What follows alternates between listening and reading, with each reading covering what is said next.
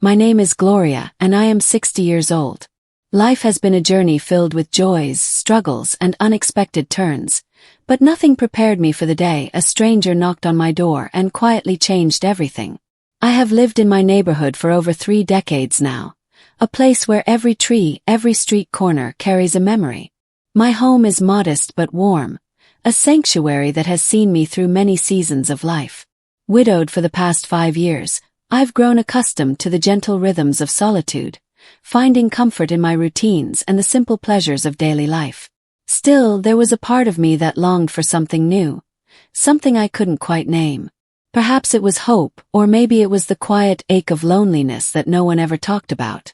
One brisk autumn morning, the sun barely peeking through the amber leaves, I was tending to my garden when I noticed a young man struggling with a heavy bundle across the street. The house next door had been empty for months, but today boxes were being carried inside. I smiled to myself, thinking how new neighbors often bring a fresh energy. A few moments later, there was a gentle knock at my door.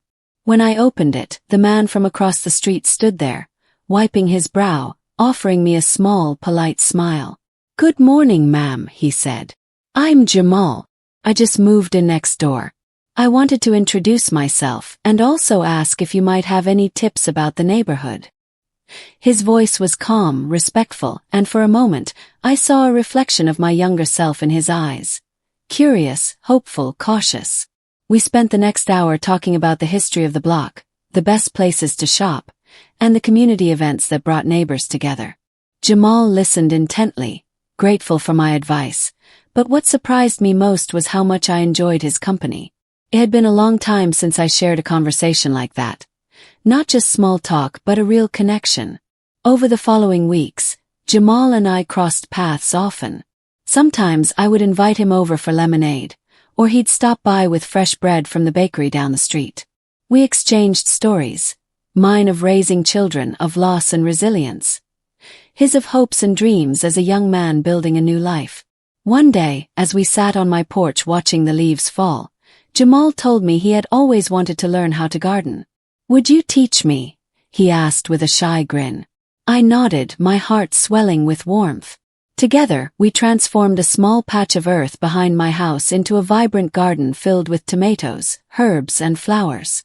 With every seed we planted, I felt life stirring inside me. The garden grew, and so did our friendship, rooted in trust, respect, and shared moments of joy. Through Jamal, I rediscovered laughter and purpose. I began attending community meetings again, volunteering at the local library, and even joined a book club. The colors of my world brightened. One evening, as the sun dipped below the horizon, Jamal surprised me with a small gift, a handmade wooden bench for the garden. "It's for you," he said softly. "So you have a place to rest after all your hard work." I was touched beyond words. It wasn't about the gift but the thought behind it, the recognition that I mattered, that I was seen. That bench became a symbol of renewal, a reminder that life can offer new chapters, no matter how many years have passed.